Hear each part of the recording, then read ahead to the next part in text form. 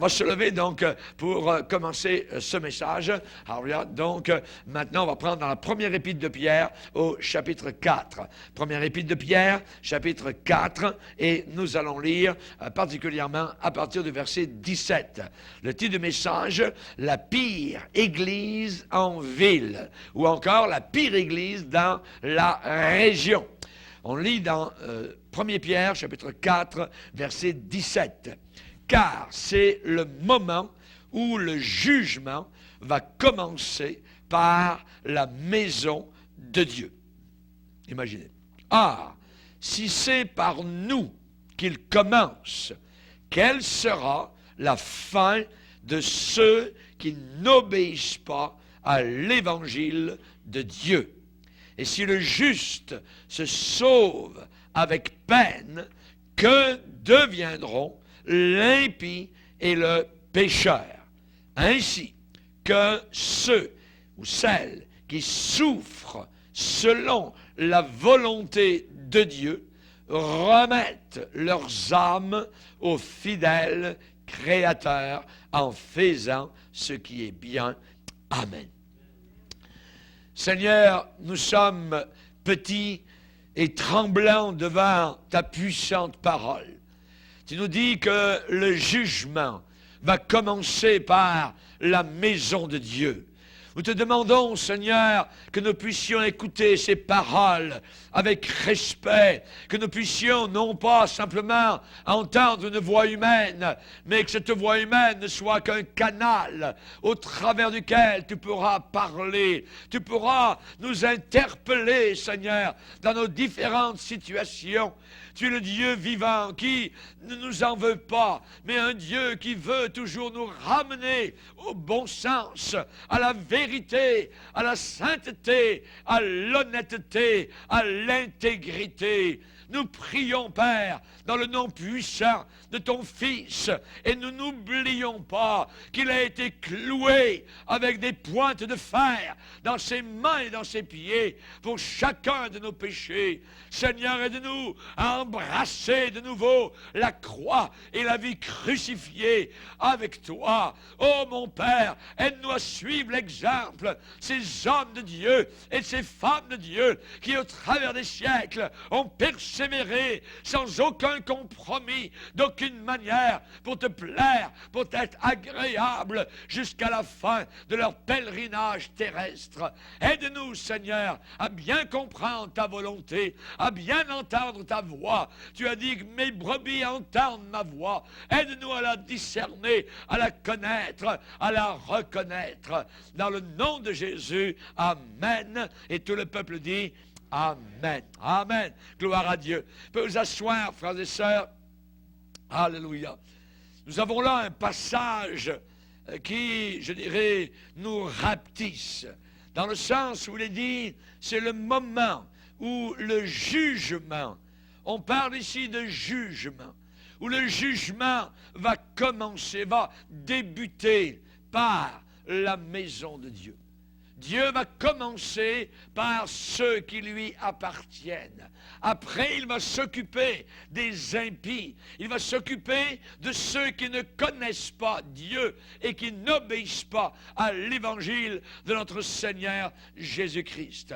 La dame qui m'a téléphoné, qui nous écoute à la radio de souche italienne, m'a dit j'ai vécu, j'avais environ 2 à 3 ans, et j'ai vécu le décès de mon grand-père. Et mon grand-père, je me rappelle, il y avait là, à côté de lui, un petit livre. Et mon grand-père m'a regardé, moi, petite fille, et il était en train de mourir. Et il m'a dit, n'oublie jamais l'évangile de Dieu. L'évangile de Dieu, rappelle-toi ces mots, ma petite fille, l'évangile de Dieu, en me montrant le petit livre. Je n'ai jamais oublié. Il y a 20 ans maintenant, évidemment, elle a vécu, elle n'a pas toujours vécu pour le Seigneur, mais elle suit le Seigneur maintenant depuis 20 ans. Amen.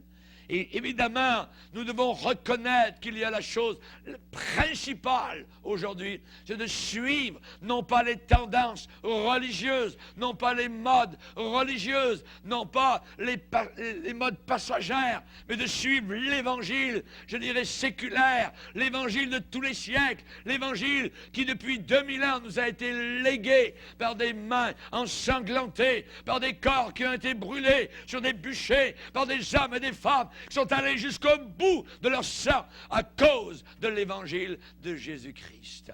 Nous ne voulons pas être des traîtres et renier cet évangile merveilleux pour un évangile de plastique, un évangile plastifié, un évangile qui ne demande aucun effort, qui ne demande aucune sueur, qui ne demande aucun sacrifice.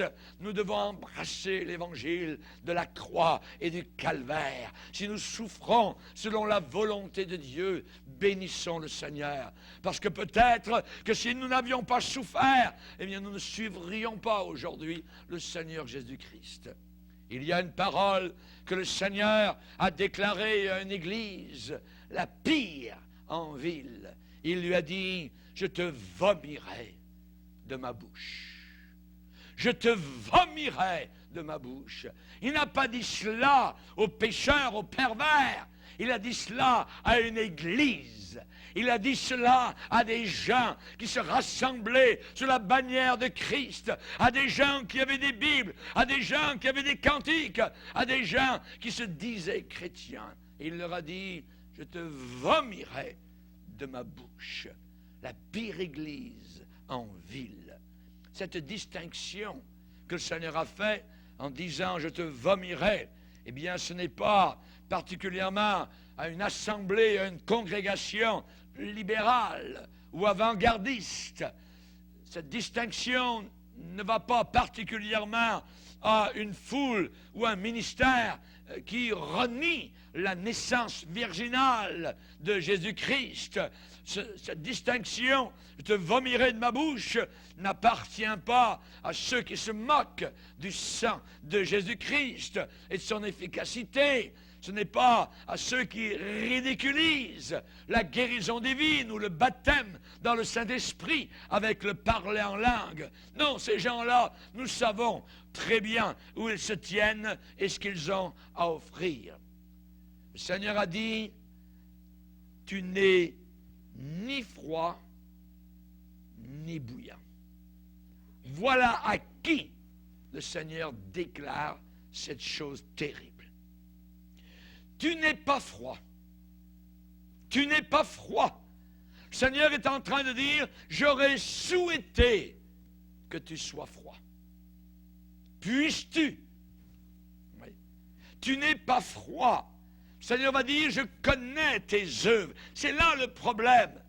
C'est que ces églises ou cette église n'est pas froide. Mais elle n'est pas bouillante non plus.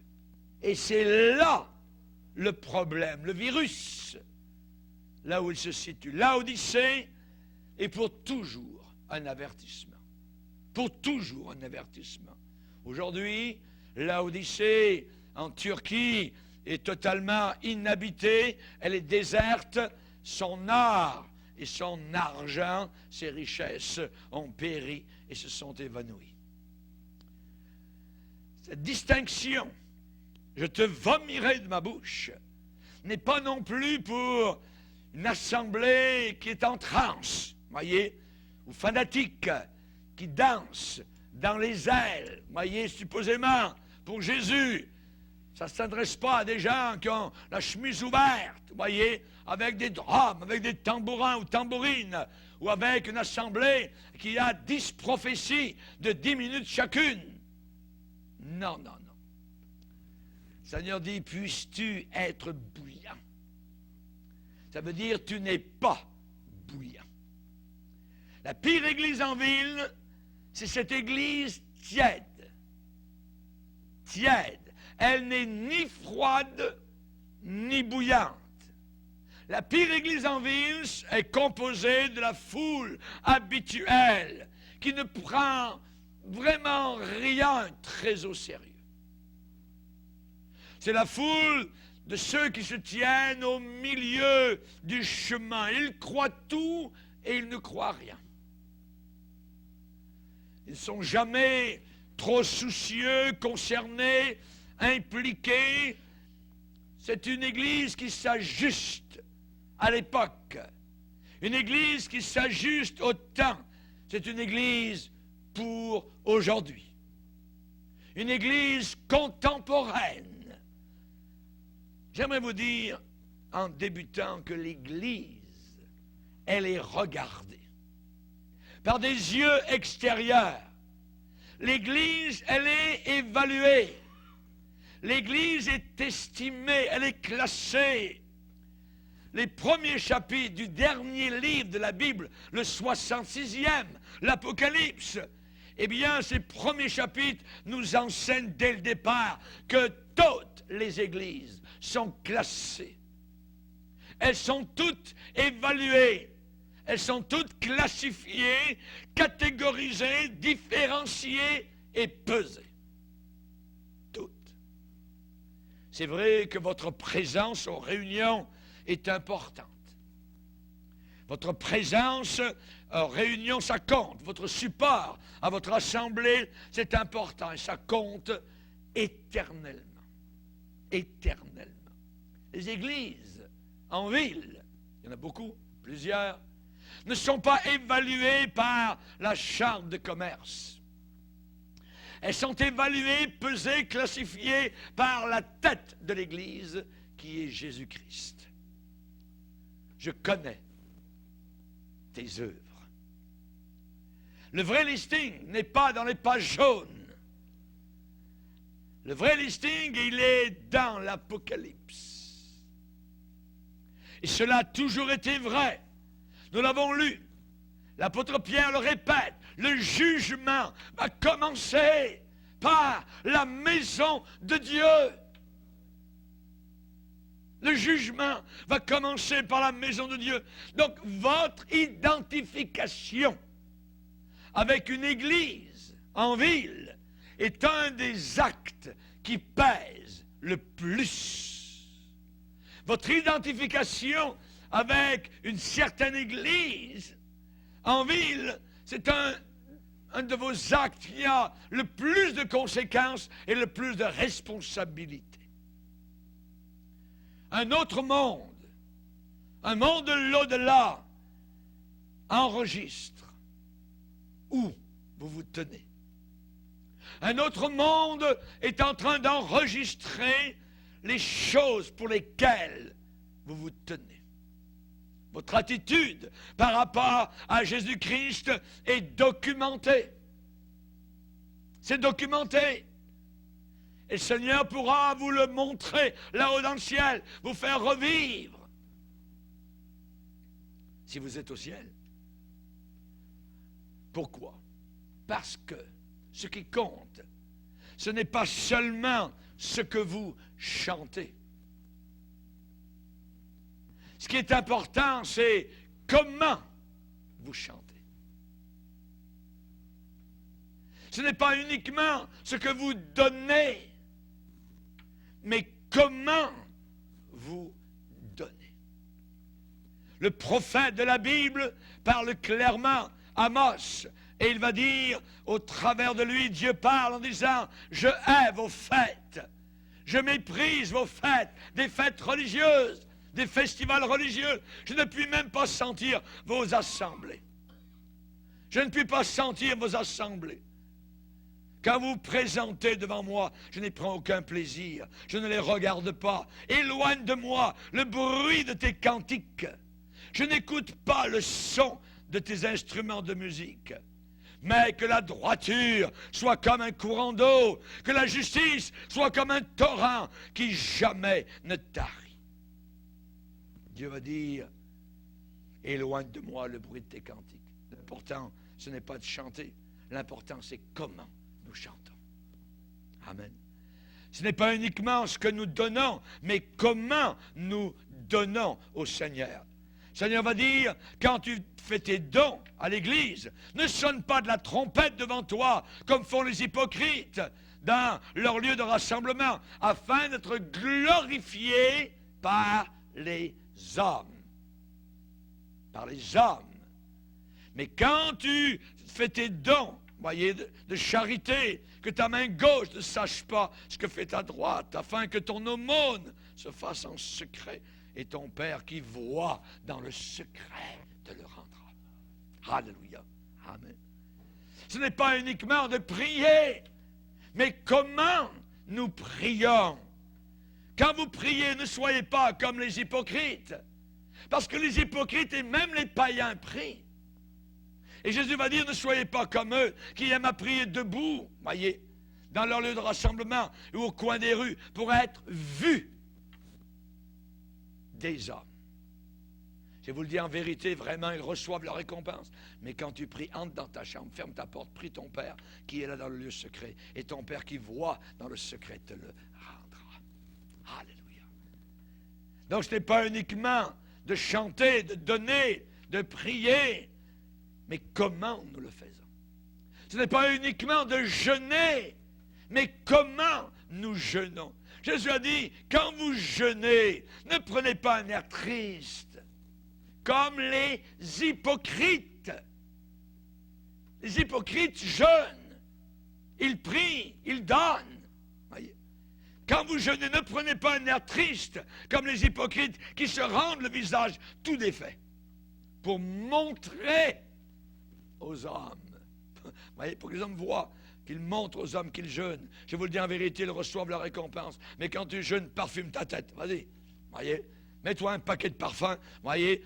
Comme ça, personne ne saura que tu es en train de jeûner. Lave ton visage afin de ne pas montrer aux hommes que tu jeûnes. Mais à ton Père qui est là dans le secret, et ton Père qui voit dans le secret te le rendra.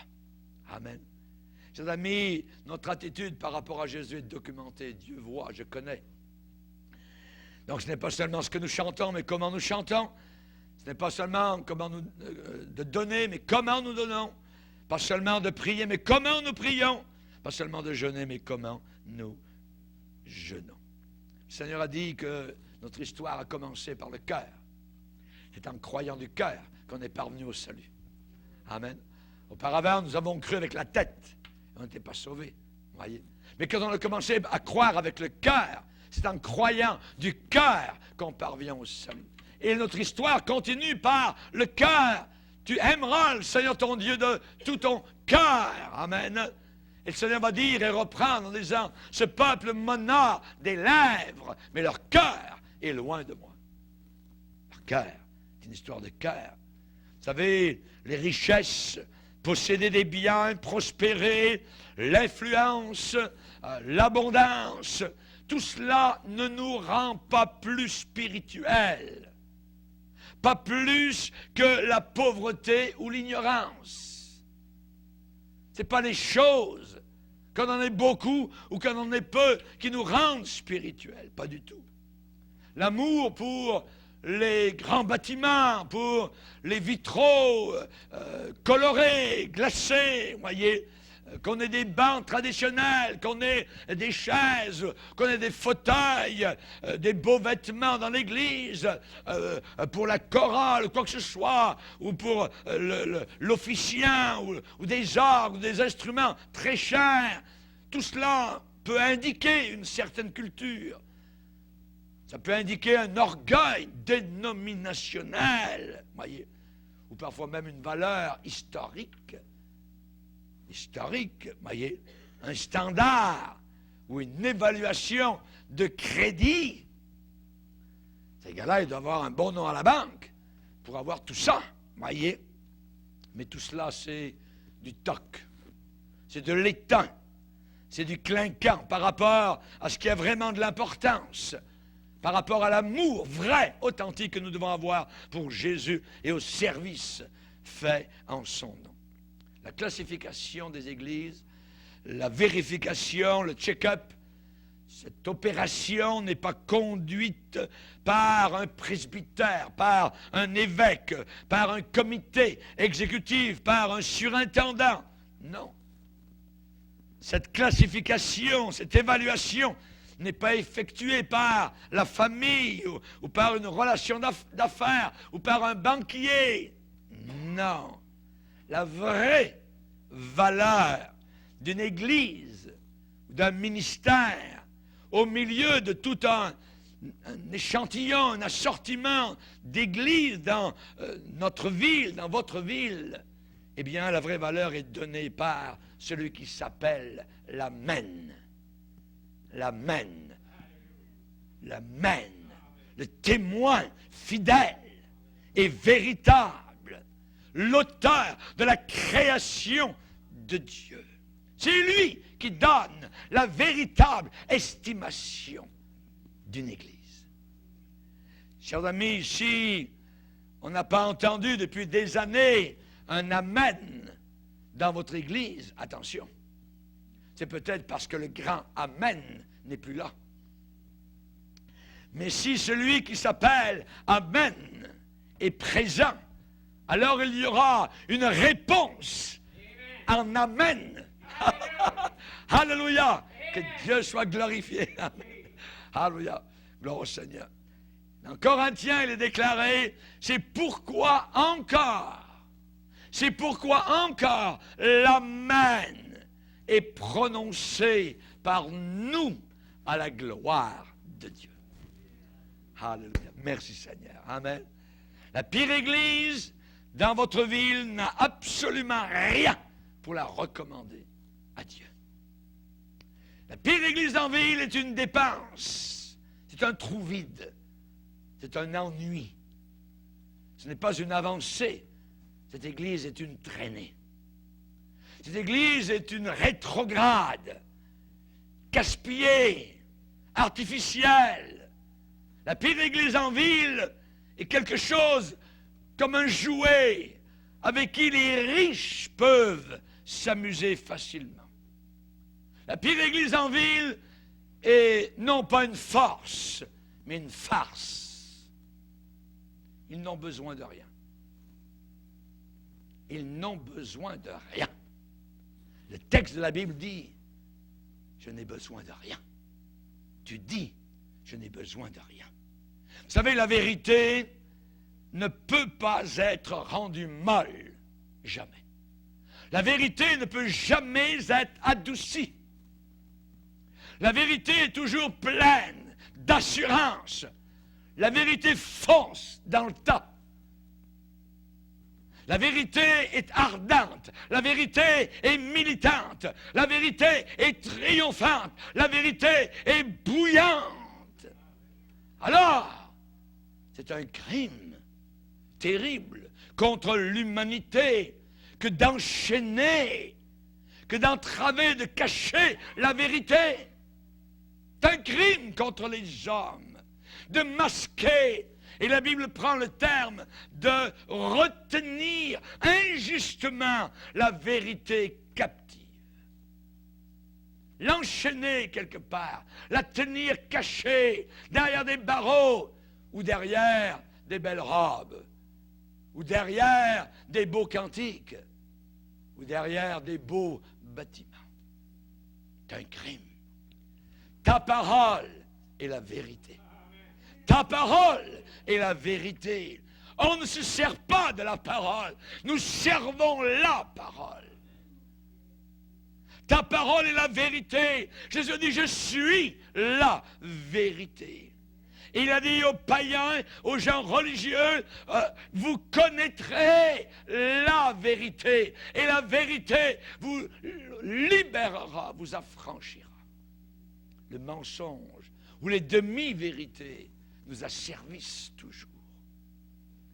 Il est impératif, il est cardinal pour moi personnellement d'annoncer et de prêcher Christ.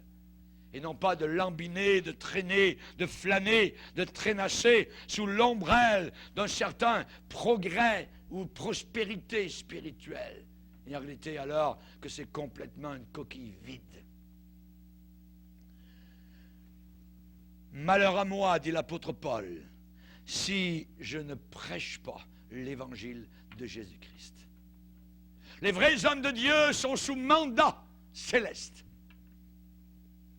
Ils doivent quel qu'en soit le prix, les conséquences sont liées à leur message.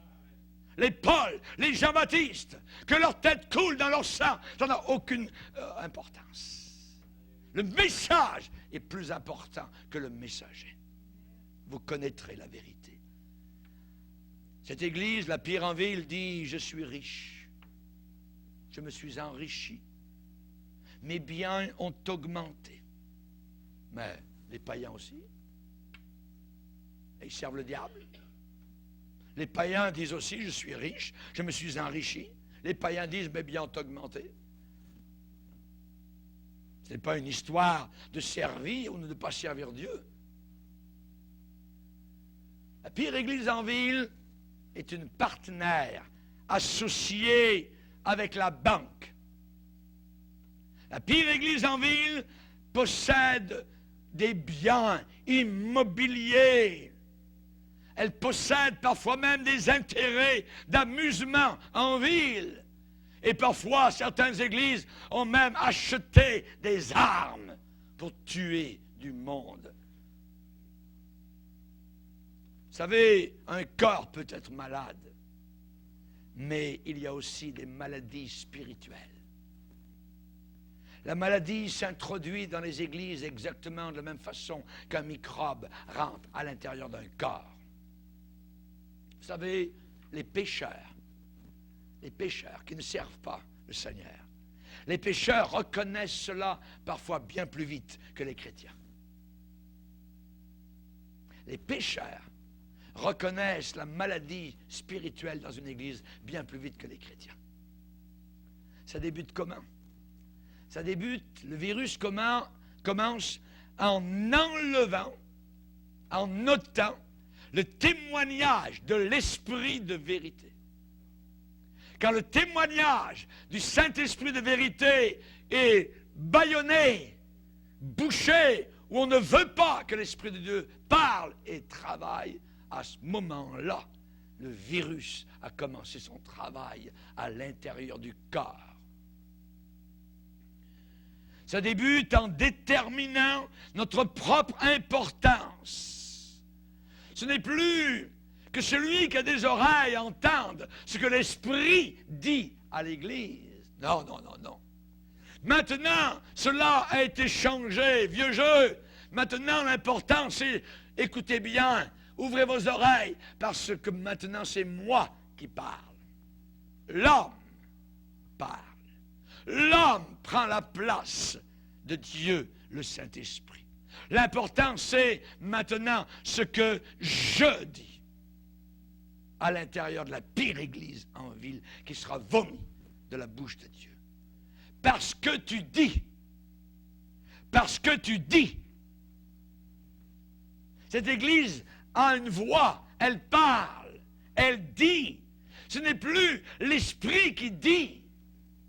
Dans cette église, la pire en ville, il est interdit de dire « Ainsi parle le Seigneur ». Non, non. Dans cette église, c'est « Ainsi dit Robert Schuller, ainsi dit Rick Warren, ainsi dit Monsieur Intel, Freud, Young, la clique, Oprah, blablabla ». La pire église en ville. Ce n'est plus la Bible qui est importante, cette église. La Bible devient un paravent. Simplement. La pire église en ville vous dit, si vous êtes assis dans cette église vous dit ce qui est convenable pour vous d'entendre. Et non plus ce que vous devez entendre et savoir. C'est une église qui est politiquement correcte. Dans cette église, vous n'entendez jamais ce que vous devriez entendre. Le service se fait toujours proprement, c'est sec, c'est bien, on passe au travers de toutes sortes de comités jusqu'à ce qu'on vous serve le pablum. Le pablum est servi. Entre 10h et midi, chaque dimanche matin. Mais dans l'église à Piranville, vous n'entendez jamais la voix venant du ciel. Jamais. Vous entendez parler de séminaires, de politique, de rapports de livres, d'équipes sportives, à partir de VIP, à partir de ce qui est totalement abstrait. L'estrade pétille, littéralement, de communiqués, de partis, mais toute la réunion est censurée de fond en comble. De fond en comble. On n'y parle jamais de l'enfer. On y parle, si on parle du péché, que d'une manière passagère. Et on ne parle pas plus du ciel. Le ton de la voix, généralement, est là pour endormir. Morne, morose. Ce sont absolument aucun muscle. Les gens assis sont toujours en train de se gratter les oreilles. Parce qu'ils ont un problème déjà, la maladie est là, c'est la démangeaison d'entendre des choses agréables. Ils ont la démangeaison d'entendre des choses agréables. Dites-nous, non pas des vérités, dites-nous des choses flatteuses. Parlez-nous des thérapies en 12 pas. Parlez-nous du psychologue, la croix. Non. Démangeaison d'entendre des choses agréables. À l'intérieur de cette église, la pire, on parle de je, on parle de moi. Tout tourne autour de l'homme. C'est pas Dieu, c'est pas le Seigneur, c'est pas la croix, c'est pas le ciel, c'est pas la gloire. Non, c'est sur la terre. Tout se passe sur la terre. Ainsi, dit le Seigneur, est totalement interdit. On voit dans le pupitre, à l'intérieur sur l'estrade, des mercenaires engagés pour le salaire. Mercenaires rime avec salaire, mais aussi désert.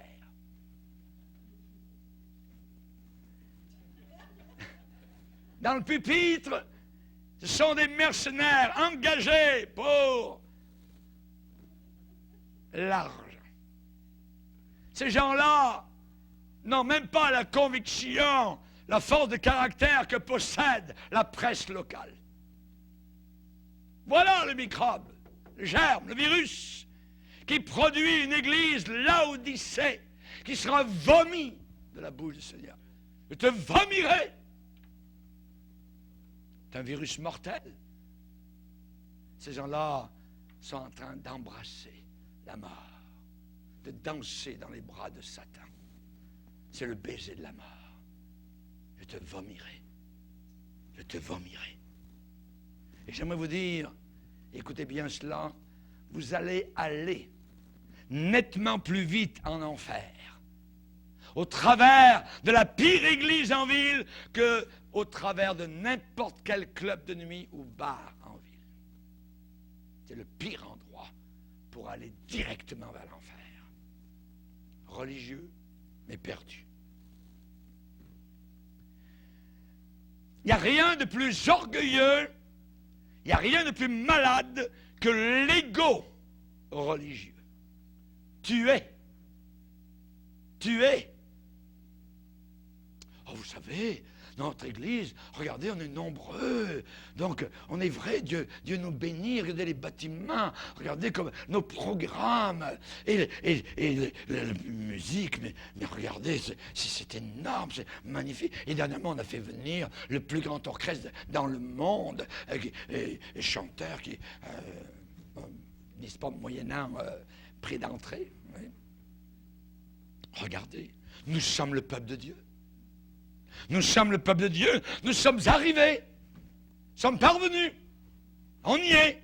Notre clocher, mais c'est le plus beau, c'est le plus grand, c'est le plus haut en ville. Regardez-nous. Et la Bible dit, ayez les regards sur Jésus. Et la Bible dit, tout ce qui est élevé parmi les hommes est une abomination aux yeux de Dieu. La pire église en ville offre le meilleur pour une vie égoïste. Les gens sont au bon endroit. Ils meurent, littéralement. Le style remplace la spiritualité. Cette église offre le meilleur dans l'habillement, dans les plats fins, dans les gourmets, dans les dégustations vin et fromage.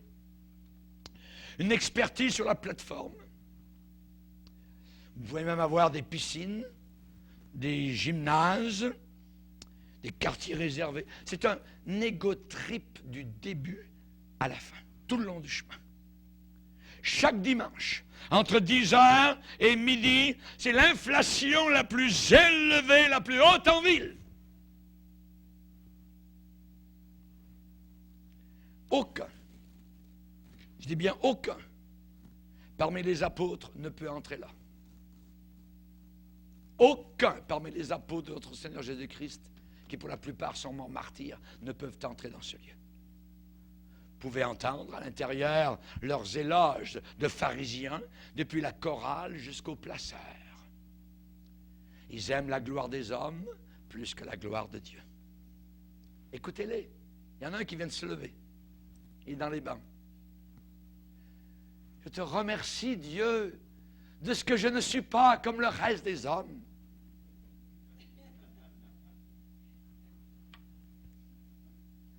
Jésus a décrit ce que vous y entendez. Il a dit, il était debout et il priait ainsi en lui-même.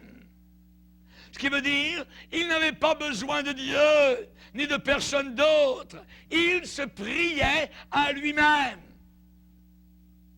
Hey, je suis faim. Je ne suis pas comme les autres. Ouais. Malheur à ceux qui ne sont pas comme les autres. Malheur, dans le sens que je veux dire que nous avons tous été des pécheurs et nous sommes nés dans le péché. Nous avons tous besoin du sang de Jésus-Christ pour nous laver. Mais cette Église n'a même pas besoin du sang de Jésus. La pire Église en ville possède parmi ses caractéristiques propres de telles récitations. C'est une récitation. Je te remercie. C'est vite, ça ne monte pas plus haut que le haut plafond de ces lieux. Mais à l'intérieur de la pire église en ville, le monologue est prévu autant que la prière écrite sur le bulletin. Plus que ça, la pire église en ville est une forteresse déductible d'impôts. Qu'est-ce que ça veut dire? Ça veut dire que la pire église en ville est un jouet entre les mains des riches qui se cachent dans une forteresse exonérée, déductible d'impôts, alors que des millions de personnes sont négligées. Les allées de ces églises, les ailes, connaissent très bien le frou-frou et le froissement des tenues de mariée du plus beau magasin en ville. Mais il n'y a jamais aucun pleur qui est versé sur la ville pour les pécheurs. Dans cette église, c'est ce qui est à la mode, ce qui est en vogue, qui est l'élément déclencheur, qui est le catalyseur pour décider ce qui peut ou ne peut pas être fait. Il faut que ce soit à la mode. Vous passez 10 minutes à l'intérieur de ces lieux et vous ressentez le vide qu'il y a dans tout cela. C'est une coquille, une immense coquille, mais totalement vide, comme Saint-Pierre de Rome. Le verdict de Dieu, malheureux, misérable, pauvre, aveugle, nu. Toutes choses à l'intérieur de cette église portent une bague vide. Ce sont les vrais misérables en ville. Miséréré pour cette église. te vomirai. Je te vomirai. Ah, mais ils ont des feuilles de figuier pour se cacher. Leurs feuilles de figuier, c'est les bons du trésor. C'est des noms importants sur le campus, des registres sociaux. Ils ont des allées ouvertes à la mairie, au gouvernement. Conversation vide, légère, plate, insipide. Chers amis, ils n'arrivent même pas à couvrir leurs véritables besoins réels. Ils restent dans leur péché. Ce témoignage pathétique et puissant envers une Église tiède, riche et suffisante vient de la bouche de celui qui a dit « Je suis la vérité ». Tu dis, moi je te dis, tu es malheureux, misérable, pauvre, aveugle et nu. Leur richesse, qui n'est pas investie pour le bien commun, devient un fardeau grandissant. Ils disent « Je me suis enrichi. Je me suis enrichi. » Ça veut dire mes biens ont augmenté considérablement. Leur folie, c'est de faire tomber les greniers. J'abattrai mes greniers et j'en bâtirai de plus grands. Je veux être le first one downtown. On a vu ça avec mon épouse dans certaines régions de l'Occident. On nous a dévoyés, regardez de l'autre côté de la rue. On a tout rasé. C'était une église qui contenait 500 personnes. Et regardez aujourd'hui, c'est une cathédrale de verre. Je me suis enrichi. Le but, c'est où placer tous mes biens. Ils en ont tellement. Où placer tous mes biens? J'y amasserai tous mes biens. J'ai beaucoup de biens en réserve pour plusieurs années. Mais Jésus ne nous a-t-il pas dit où les amasser? Si nous l'écoutons bien. Parle, Seigneur, car ton serviteur écoute. Oui, mais dans cette église, ils ne disent pas ça. Ils disent au contraire, écoute, Seigneur, car je parle. C'est je. Et qu'est-ce que le Seigneur a dit? Il a dit, ne vous amassez pas les biens sur la terre. Ne vous, c'est une forme négative. Ne vous amassez pas. À vous maintenant riches, pleurez, car vos richesses sont pourries. Jacques, chapitre 5. Rappelez-vous le jeune homme riche, appelé par Jésus. Viens-t'en, tu vas être sauvé, tu passeras l'éternité avec moi. Non, repartez tout triste. Il avait beaucoup de biens. Beaucoup de biens. Il y a un riche qui est en enfer aujourd'hui. Et on lui a dit, souviens-toi. Souviens-toi. C'est la pire affaire. C'est le ver qui ne meurt pas. En enfer, le souvenir. Souviens-toi que sur terre, tu as eu des biens en abondance. Et tu ne les as pas investis pour le royaume de Dieu. C'était je me moi. Les personnes, les gens, doivent toujours être plus importants que la propriété, que les choses. Jésus a bien dit que servirait-il à un homme s'il gagne le monde en entier et perd son âme. L'âme. Ne te tourmente pas pour t'enrichir, n'y applique pas ton intelligence. La richesse se fait des ailes. Bye bye. David a donné cet avertissement, il a dit au psaume 62, quand les richesses s'accroissent, n'y attachez pas votre cœur.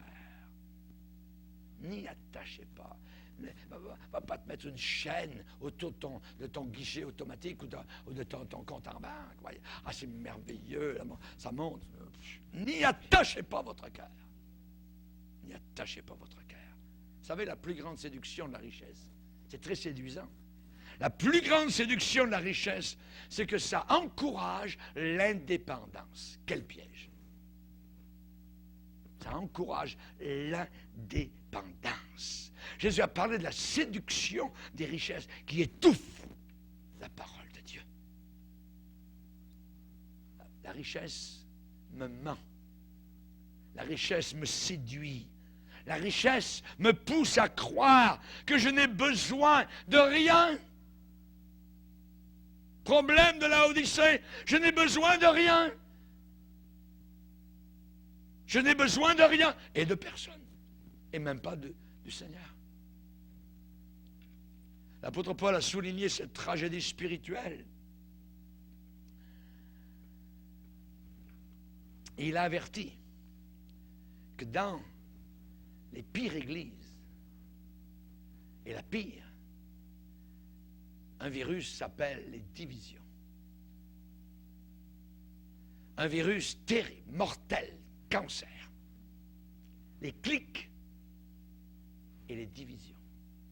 Les cliques, c'est un groupe de personnes. Ils sont à l'intérieur, mais ils deviennent une cellule morte. Et si vous laissez la clique, elle va répandre son venin cancéreux autour. Et l'apôtre Paul a souligné cette tragédie spirituelle. Il a averti que dans le corps, la main ne devrait pas dire au pied « Je n'ai pas besoin de toi ». À l'Odyssée, ils avaient besoin de rien et de personne. Les baptistes ont besoin des pentecôtistes. Et les pentecôtistes ont besoin des baptistes et des prédicateurs de sainteté. Les cliques, les divisions, les catégories, les départements, tout cela, ce sont des façons du monde. Nous sommes un corps, une famille. Trop souvent, il y a plus d'ego dans un service d'église que dans une salle de danse.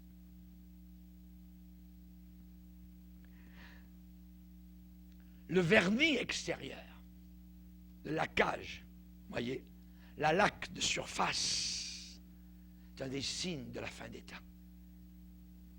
Ils auront l'apparence de la piété. L'apparence, mais en renieront ce qui en fait la force. L'apparence, la laque, le vernis extérieur.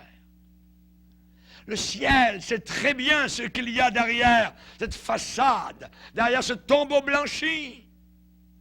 Cette prétention dominicale du dimanche, cette respectabilité qui est fausse, cette hypocrisie. Le Seigneur a pris littéralement les mots les plus durs, cinglants, lorsqu'il a fait face aux pharisiens. Malheur à vous, scribes et pharisiens hypocrites, vous fermez aux hommes le royaume des cieux et vous n'y entrez pas vous-même. Et vous n'y laissez pas entrer ceux qui veulent y entrer. Vous vous rendez compte? Ah là là. Vous dévorez les maisons des veuves. Ah, les veuves. Facile à les avoir. Leur argent, leurs biens. Ils ont peut-être un héritage. Envoyez-les.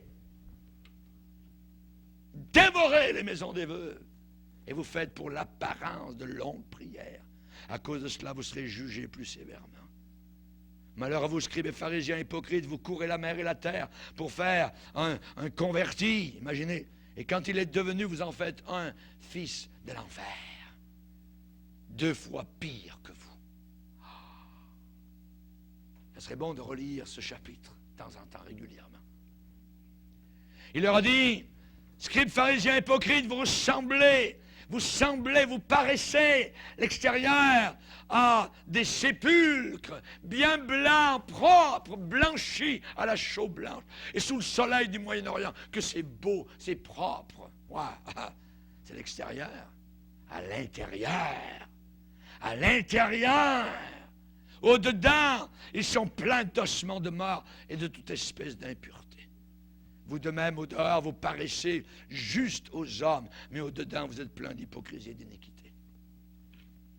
Les scandales catholiques avec les prêtres qui disent la messe en prenant Dieu dans leurs mains supposément et qui abusent de petites filles, d'enfants et de choses semblables. Environ la moitié des prêtres catholiques sont homosexuels. Mais cela n'est pas uniquement dans l'Église catholique. C'est aussi parmi les protestants, les anglicans, et tout ce que vous voulez, les presbytériens, pentecôtistes et baptistes. L'hypocrisie.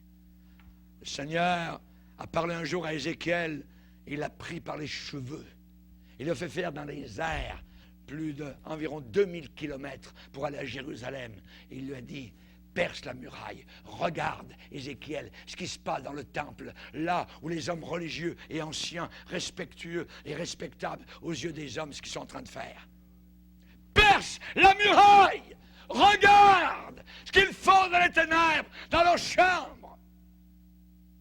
Et il les a vus, adorant les démons, pliant. Les murs étaient remplis de puissances diaboliques dessinées. Perce la muraille. Le ciel sait ce qu'il y a derrière cette façade, derrière ce tombeau blanchi, derrière cette fausse respectabilité. Si votre but est d'être vu uniquement et entendu des hommes, alors ça vaut zéro. Est-ce que je veux être entendu de Dieu? Vous savez, c'est un cadeau merveilleux que de se voir tel qu'on est. C'est un cadeau, un don, de se voir comme les autres nous voient. C'est un cadeau que Dieu peut nous faire. Et vous savez, nos épouses nous aident. Amen. Nos épouses nous aident.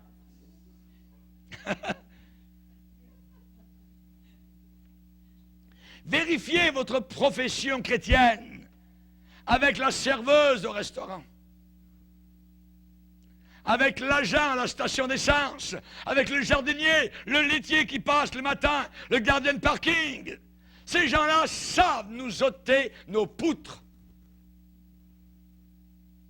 Demandez-leur ce qu'ils pensent de vos manières, de votre comportement, de votre attitude, de vos réactions et de votre profession chrétienne.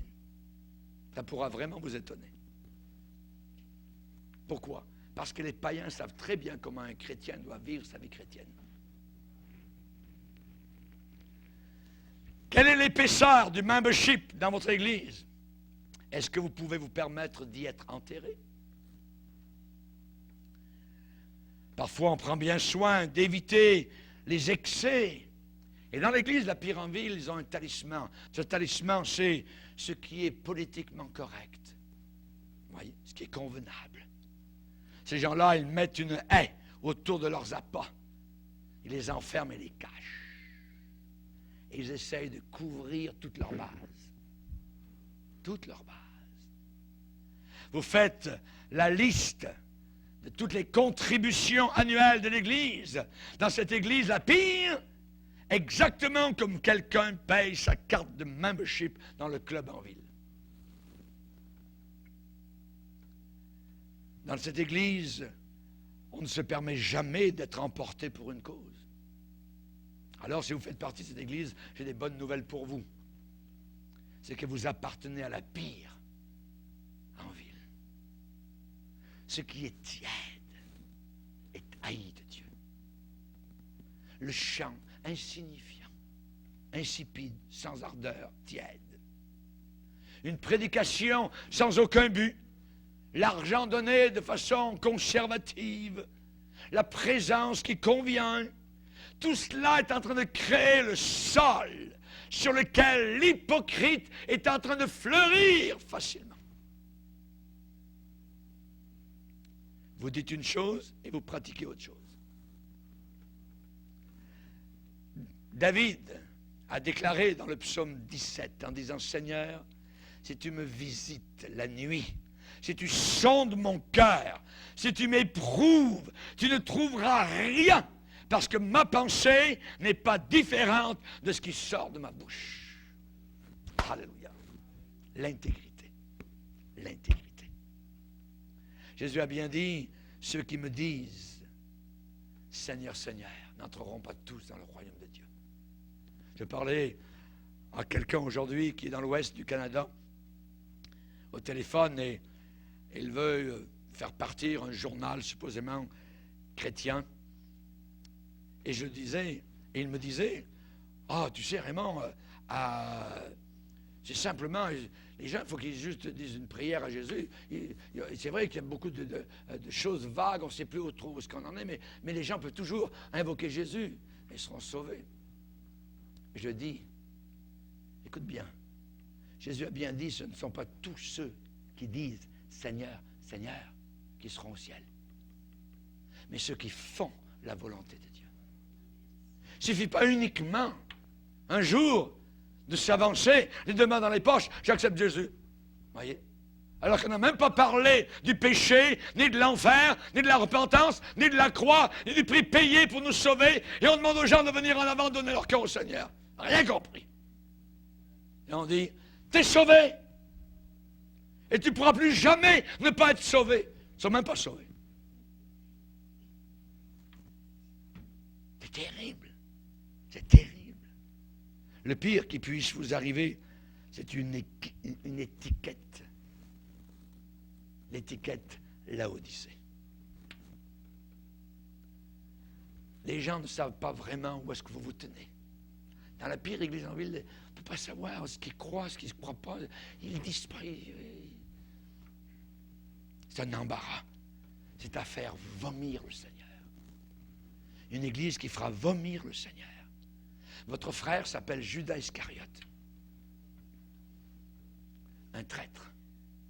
Votre grand-père s'appelle Géasi, qui courait après l'argent de Naaman. Et votre beau-frère, c'est Démas, qui est allé vers le camp ennemi à Thessalonique et qui a abandonné l'apôtre Paul. Mieux aurait valu que vous ne soyez jamais nés que d'être appelé la pire église en ville qui sera vomie de la bouche du Seigneur. Pour le ciel, vous êtes nauséabond, vous puez, vous êtes un embarras. La réponse? Peut-être visiter un champ de mission, outre-mer, une série de réunions de réveil à la bonne vieille manière. Vous avez été réfrigéré assez longtemps, congelé assez longtemps. Allez voir un prédicateur qui est chauffé à blanc, qui sort de la présence du Seigneur Jésus-Christ, qui vous dira vos 4 vérités et vous sauvera du feu éternel. Voyagez un peu et allez voir ce que les missionnaires font vraiment dans les pays islamistes, où quand on donne notre cœur au Seigneur, on risque notre sang et notre vie. Vous dites, bien, pasteur, je suis dans la pire église en ville, qu'est-ce qui peut être fait pour la changer, cette église? Je vais vous le dire, un message de repentance. C'est le seul ministère valable pour votre église. Repens-toi. Repens-toi. Faites venir un évangéliste capable, zélé, appelé de Dieu, oint de Dieu, un Nathan qui vous pointera son doigt noueux sous votre nez et qui vous dira, c'est toi cet homme-là. Ça vous ramènera à votre bon sens. Le Seigneur a dit un collier pour oindre tes yeux afin que tu vois, parce que cette église est aveugle. Et si vous leur dites qu'ils sont aveugles, vous les offensez. Parce qu'ils se pensent vraiment bien. Cette église, la pire en ville, a eu une gloire passée. Il y a eu une époque où cette église était une assemblée qui avait du sens, qui avait un pupitre et des hommes de Dieu à l'intérieur, qui étaient soucieux pour les âmes perdues. Mais c'est du passé. C'était. Tu passes pour être vivant, mais tu es mort. Et aujourd'hui, vous vous sentiriez insulté si l'on vous disait que vous aviez besoin d'être réveillé. N'oubliez pas vos vêtements. Sont usés à la corde. On voit au travers. Vous êtes tous